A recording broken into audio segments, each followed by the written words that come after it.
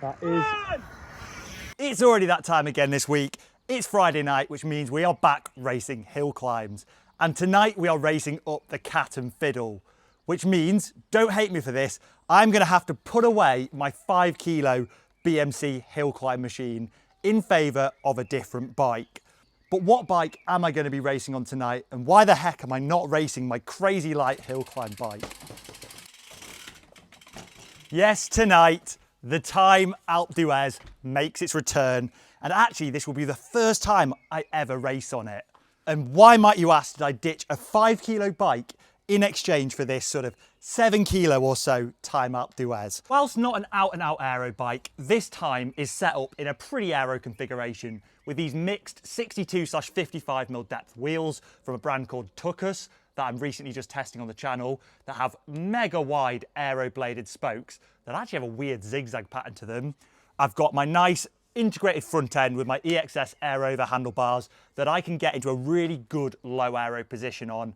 And of course, we're running tubeless 28mm GP5000s for pretty much the best rolling resistance you can get without going for TT tyres. And actually, at the end of the day, the most important thing for aero is my position on the bike. And I know this is the bike that I am most dialed in position-wise on. I can get super low at the front end because the reach is absolutely spot on.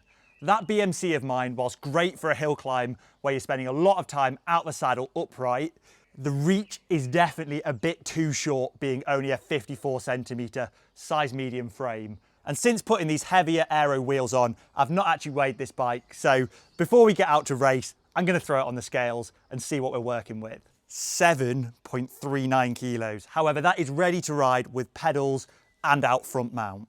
So yeah, considering this was around 6.8 kilos with my old Fast Sports, it's definitely not a lightweight build. And now it might be a bit of a risky decision, but I've ran the numbers on Best Bike Split, and the 2 kilos I'm gaining for this bike is probably only going to make around 15 to 20 seconds difference over the entire climb. And the other thing is I have a double chain set, because the Cat and Fiddle does have some downhill sections where I will need a big gear. The Cat and Fiddle is pretty much one of the most iconic climbs in the Peak District, and is very unique across the series as it is such a long and shallow climb. It's definitely one for more of a TT specialist than a pure climber. The segment we race up in hill climbs is 10.3 kilometers in length with an average gradient of just 3.24%, covering around 330 meters of elevation gain across the whole climb. However, that 3.2%, as tame as it sounds, doesn't tell the full story of this climb. The first few kilometers you are properly climbing at around 6 to 8%, but then there is a long flat section with even some downhill parts before a final climb to the top. And the gradient is constantly changing, making it a really complex one for a pacing strategy. And despite it taking around 20 minutes for a fast rider, it's definitely not one to set your new 20-minute PB up.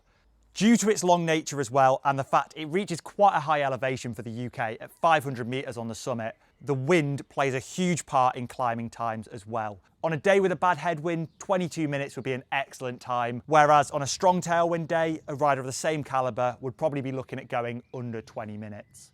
I think my best time up the climb is just shy of 21 minutes, and today is looking relatively still with a very mild headwind. However, anything can change in the next couple of hours leading up to the race. So my pacing plan pretty much is to go out on the initial ramps at about 350 to 360 watts, back off on the flats down to around the 300 watt mark, recover as much as I can, and then absolutely send it on the steep bit later on up to the line. And we'll just see whether it works out, because yet again, as it was last week, there is some really, really stiff competition tonight. And being such an aero climb, you will all know if you've watched any of my crit racing videos, how unaerodynamic I am. Yeah, it's definitely not my forte, but I think I have got quite a lot better in that regard. And I'm going to do everything I can to get as low and tucked down on the hoods as possible, especially on them fast flat sections. This weather is looking rather questionable. We managed to dodge the rain last week, but yeah, the forecast isn't looking great again tonight. And whilst I go kit up, you'll have to let me know, was it a mistake to gain around 2.5 kilos swapping to my more aero bike? And as expected, just like clockwork, as soon as I start my warm up, the rain starts coming down. Lovely. I am going to leave a rain jacket at the top because I don't want a near hypothermic experience riding back down again, eh? And one of my big successes from last week was definitely doing a proper warm-up. So I'm going to really make sure to do a proper good structured one tonight, especially seeing as it's a really interesting effort. Threshold, but with lots of surges above. Oh, that was a rush. 5, 4, 3, 2, 1, go. We go. Let's go. Up, up, up, up, up, up.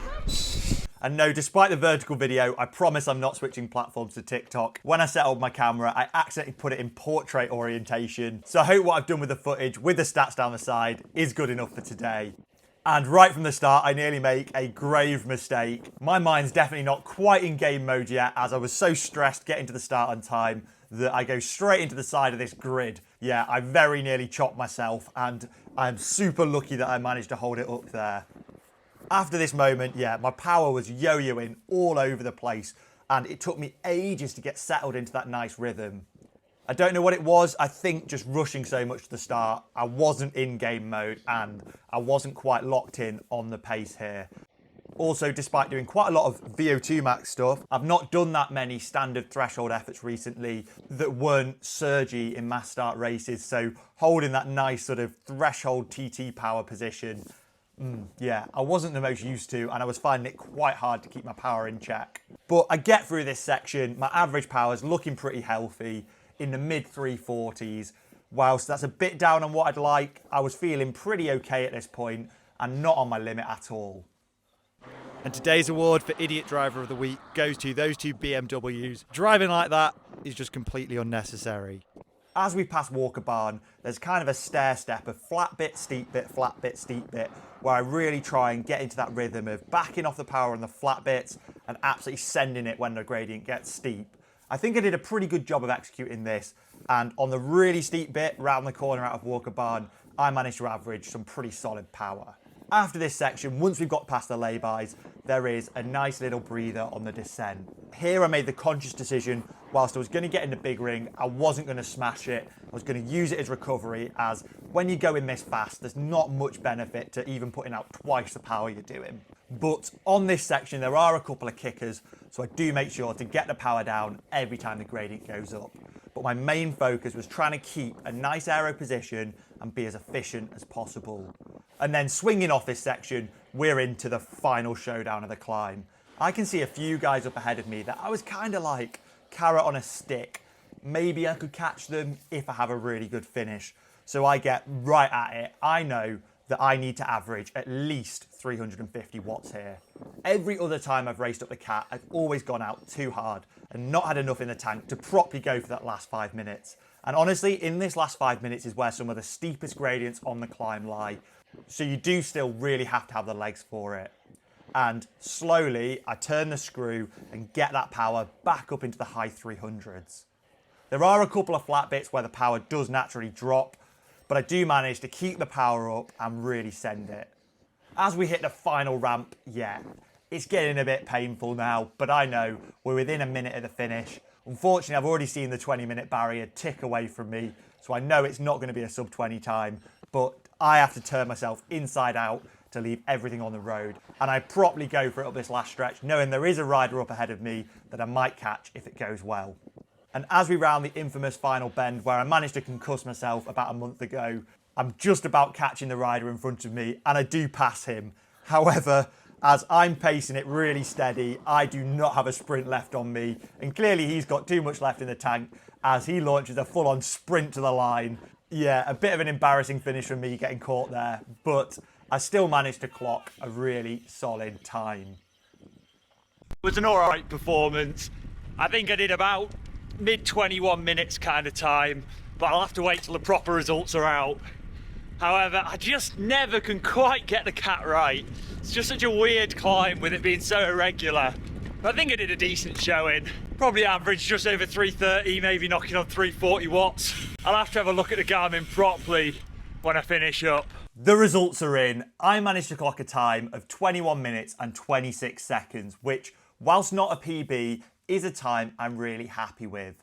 The Cat and Fiddle is a climb due to its sort of shallow gradients and high speeds that is extremely governed by wind direction. And whilst this race wasn't on a terrible night, there was still a mild headwind. On a really fast night with a roaring tailwind, it can easily knock 1 to 2 minutes off your time with the same power output. But I think the thing most of you are interested in is, did I make the right bike choice? And now, of course, I don't have an exact run on both bikes to compare, but given my time and the fact my average speed was nearly 29 kilometers an hour, I think going for the heavier, slightly more aero bike and good rolling resistance tubeless tyres will have made a huge difference. And also a note on them crazy bling wheels, I have never had so many comments about the look of my bike before. Even as somebody who runs slightly out there and unorthodox bike components, yeah, I've never had an experience like that before. Even my green tyres didn't get as many comments as these wheels. I will have a full review coming on them in the next few weeks once I've had a chance to test them thoroughly. And then the big question is, what position did my time of 21 minutes and 26 seconds net me? Well, I'm happy to reveal that whilst I wasn't on the top step, it was still a podium and I managed to clock 3rd place. But oh my God, the winner put over a minute into me, and he's actually a junior, so definitely got a bright future ahead of him there. But considering it definitely wasn't the perfectly executed race, I'm really happy with 3rd place. And if I look at my power data, for that first 10 minutes of climbing, I averaged around 340 watts, a little bit down on my sort of 350 to 360 target I'd set myself, but I'm still not sure of the numbers my Faveros are giving me here. And then I dropped it down to 300 watts on the flat section and still had enough left in the tank to average 350 watts up the last 5 to 6 minutes of climbing to the very top, which I think is the best I've ever paced the Cat, and it really did show in the results. The main thing I'm relieved about though is not crashing on that grid right at the start. That was a very close call. But that is all we've got time for today. I'm about to head off up to Scotland to race the Gralloch this weekend, which I am so excited for. But unfortunately, that does mean I won't be around on Friday for the Hillclimb, which is a real shame as it was going to be up the Brickworks, which is a climb I really enjoy racing. But until then, make sure you're subscribed if you're not already, and I'll leave a link to channel membership in the description below if you want early access on my videos and to get your name in the credits. And I'll see you all in the next one.